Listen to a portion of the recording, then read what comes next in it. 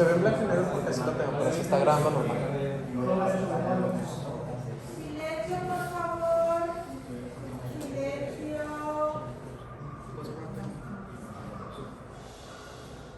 ¿Listo?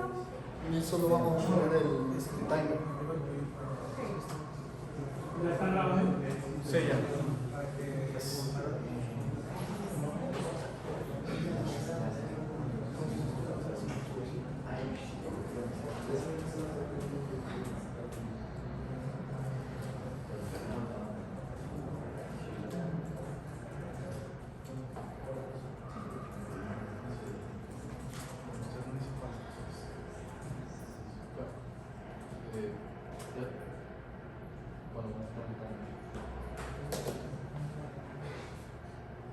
Hello everyone, we are team number 2 and we're going to present the impact of social media on teenagers. I'm going to present the negative side, also my partner Adrian and Juan Carlos and Sebastian are going to present the positive side. First, a little context. Social media has been viral since 2012 and right now one third of the entire world use them. That's 2.6 billion people, and of those 2.6 billion people, 5 to 10% of the population have problems quitting this social media. They don't know how to control their time spent there, and they have an addiction. And this addiction is really similar to a drug addiction. The chemical thing happening on the brain is really similar to having a tobacco addiction, alcohol addiction, or drug addiction. It may sound like it's something very bad, but do you understand that without social media it will be the same world we live in right now? Yeah, social media is a main part of our lives right now. It helps us connect with others, stay informed of things happening in the world right now. And the part of connecting people brings out positive things to not only teenagers, but also people. Networking and communication are one of the biggest upsides of using social media. And the global awareness and ability to reach a ton of information is without a doubt a great tool for a bright future with informed people. Social media may provide individuals with a platform that overcomes barriers of distance and time, allowing them to connect and reconnect with others, and thereby expand and strengthen their in-person networks and interactions. And they are low cost and help people stay connected. As you said, it is true that social media may provide, let's say, a benefit with matters of distance and time to break those barriers. However, you are using the word may, which widely opens the possibility for a disadvantage in the social media use. According to a study published by New York Times, the average teenager is spending more than 6 hours a day on the screen. Now I wonder, is it really necessary to spend so much time in front of the screen? The screen addicts claim to be more efficient this way, but there isn't really any study that, let's say, approves this claim. People think that if they use social media while they are doing something else, they are betting at multitasking, but actually that is not true. There's a lot of studies that show that if a heavy user social media trying to make a lot of stuff at the same time, their spam attention is really weak. They're always having interruptions and they are not allowed to focus. There's a syndrome called phantom vibration that if you have a tickle on your leg, you may feel like your phone is ringing when actually you have 0 notifications. And this is really relevant because that shows the heavy impact that the social media generates on our subconsciousness. I mean, that's a good point, but I mean, as you said, I said may, but this applies to like absolutely anything. Like if you're talking about driving a car, you can misuse that car and, I don't know, run over 5 people, right? It's about how people use it. It's impossible to solve people misusing a lot of things, right? So there's, for example, alcohol drinks, right? People misuse them and consume them more than they should, but they're there. It's just the thing about people using it in the best possible way. You can't stop people from misusing them, but we cannot not look at the facts and say that it helps us get connected and to interact with people who we wouldn't really even get to know if it wasn't for the social media. They're good for networking and overall for career and personal growth. There are many social media platforms that help achieve this and bring positive things to teenagers. Yeah, as my colleague said, there are many ways that the platforms help teenagers to make their life easier, even all adults. And everything nowadays is like at the tip of our fingers, you know. You want to know where your friends are, you just go to WhatsApp. You want to know who was the president of Mexico 15 years ago, you go to the internet. You want to buy some clothes, you go to the internet shop of as many brands you like. Also, the problem you are mentioning is about how people feel their phones. It's how you feel their phones and ring when it's not. Like, you're making it seem like it was something like life or death. It's not. It's just like a syndrome, as you said. There are many apps now, as well as configurations inside your phone that can help you out control yourself and not become what you call a phone addict. I totally agree that social media is really good for everyone, but as you say, I don't think you say that the people is the problem, but I also think that the company is a problem because they're wasting a lot of money on hiring the best psychologists in the world for them to make their applications really sticky to the people, and that I think that's a problem. Yes, and also I would like to add to that point with the fact that social media is also widely subject to misinformation and, let's say, fallacies, which can make a teenager get deeply confused. In fact, most of the information that comes from popular social media forums that most of the consumers, the users, are teenagers. What happens with this fake information? It is difficult to digest and process as a teenager, giving them a strong curiosity towards delicate topics that they cannot really digest. Yeah, as well as that's a good point, I'd say there are some things that do need to be regularized, right? You said it yourself, it started in what, 2012 to be viral, the social media use, let's say 15 years tops. The reality is that it hasn't been that long with society, right?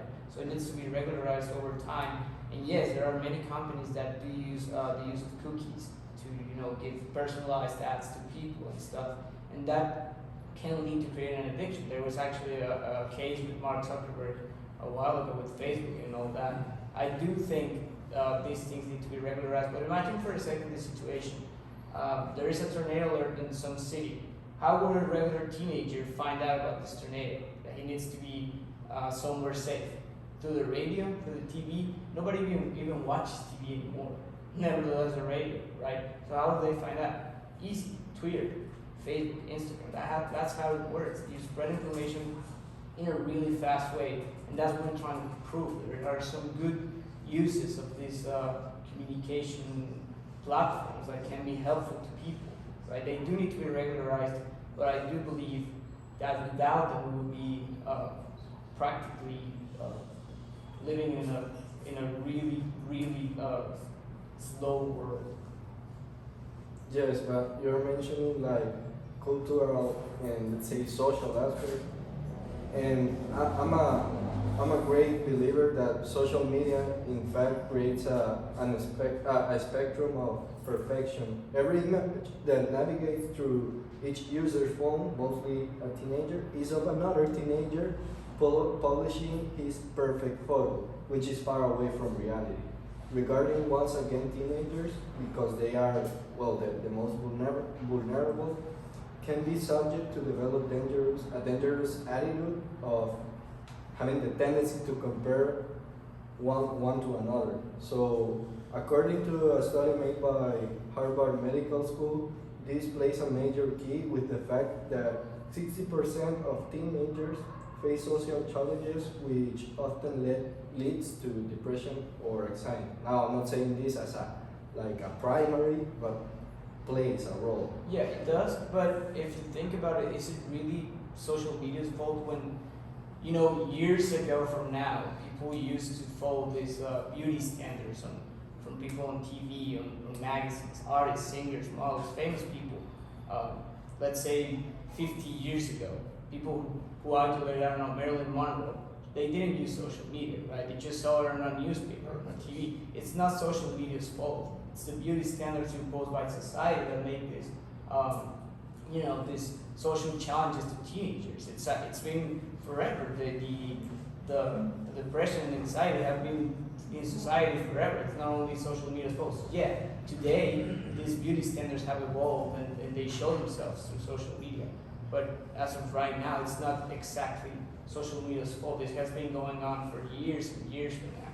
Yeah, I wanna add that like you can't blame social media on that.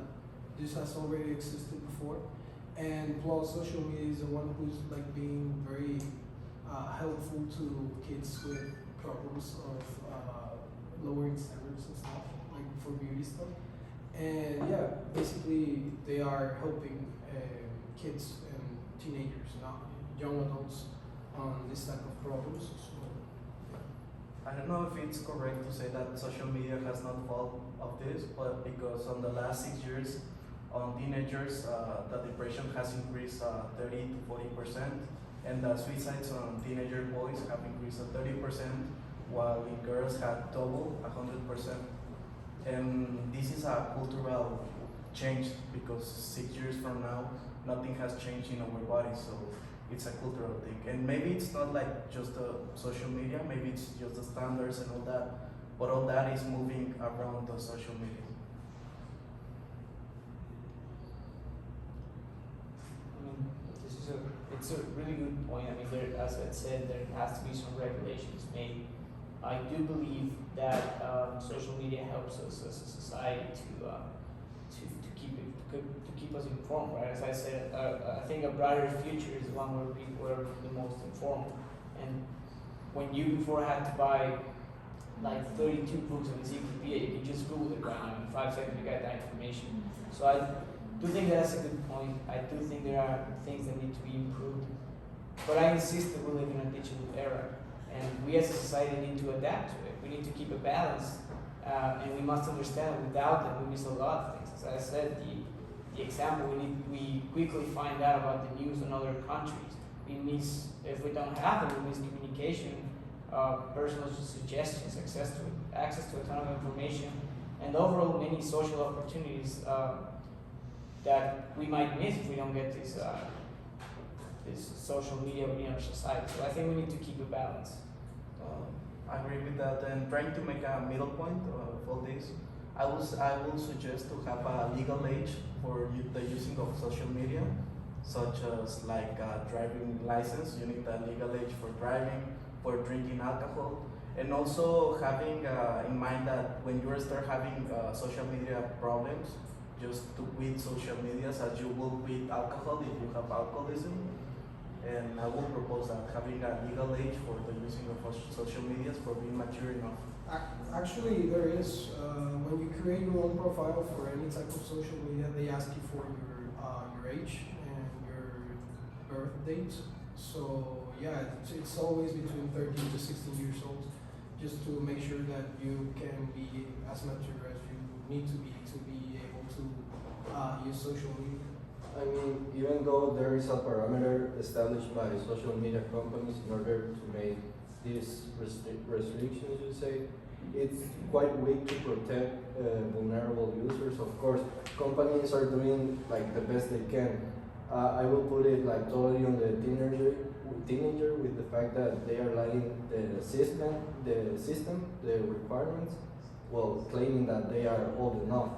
Arranging this topic is in fact wide and apart from our main topic, but what I want to add is that there should be a prioritization toward fact-based studies in order to make users more aware of this field.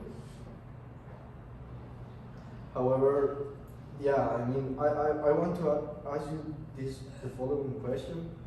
Have you noticed that we both are like making agreements on that, yeah, it might have benefits, it might have disadvantages.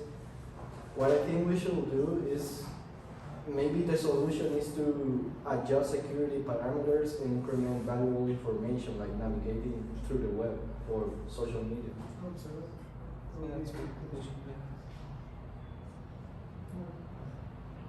So, okay, now like to end the debate, I want to add like a context of it. And well, the purpose of the debate is to, well, both sides share their arguments, not opinions. And well, we have to, in order to reach a conclusion, and our conclusion is that social media there should be more security parameters. And well, that's our conclusion as a debate.